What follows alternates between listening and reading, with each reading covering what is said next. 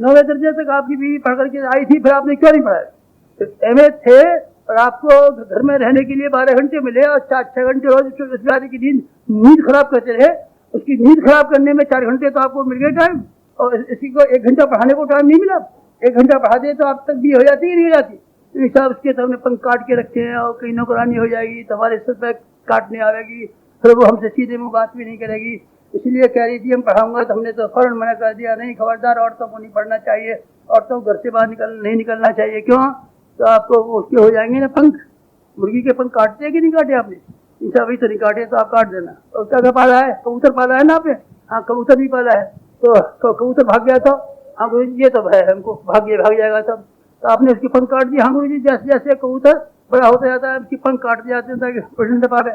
और आपने बीवी के पंख काटे कि नहीं काटे? हाँ सर, बीवी होशियार हो गई तब, बीवी कमाने लगी तब, बीवी बराबरी की हो गई तब, तो हमारे खबर लेगी। अब बेटा ऐसे ही करना, उसकी पंख काटते रहना, सिराक मत बनने देना। कभी स्वावलंबी हो जाए, कभी शिक्षित हो जाए, कभी योग्य हो जाए और आपकी बात का जवाब देने लगे। आपने पंख काटेंगे नहीं? अच्छा, काट तो दिए मैंने, काट तो दिए। फिर मैंने ये कहा था कि इसको साहब पढ़ाई लिखाई के हम खिलाफ हैं और हमको नौकरी तो नहीं करानी है, हमको ये तो नहीं कराना, इसलिए क्यों पढ़ना चाहिए? अपनी नीयत को नहीं कहते, अपनी शक को नहीं कहते, अपने अविश्वास को नहीं कहते। आप नंगे नहीं होंगे क्या? नंगे हो जी, वजह क्या है? इसमें आप शिक्षा को रोकथाम करते हैं, इसलिए आप बीवी को पढ़ने नहीं देना चाहते। क्या वजह क्या है? वजह है आपका अविश्वास, वजह आपका अहंकार, वजह है वो आपकी मान्यता नहीं जिसको सिद्धांतों की आप लपेट ले लेते हैं। सिद्धांत है इसमें कोई? शिक्षा बुरी बात है? शिक्षा बुरी बात है तो आपने बेटे क्यों पढ़ाए? शिक्षा बुरी बात है तो बेटे क्यों पढ़ाते? शिक्षा बुरी बात है तो आप भाई को क्यों पढ़ा रहे हैं? शिक्षा बुरी बात नहीं है तो आपने बीवी को कैसे मना कर दी? इसे हम तो नहीं पढ़ाना चाहते और औरतों घर में रहना चाहिए, औरतों को नहीं पढ़ना चाहिए। तो आप यही तरीके हैं, यही दृष्टिकोण है दाम्पत्य जीवन का।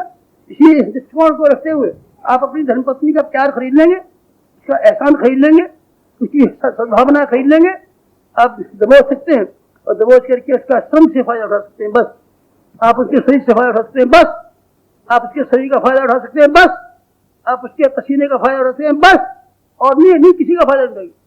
न उसके सहयोग का फायदा उठाएंगे, न श्रद्धा का फायदा उठाएंगे, सम्मान का फायदा उठाएंगे, जो 1000 गुनी लाखों गुनी कीमत श्रम की तुलना में।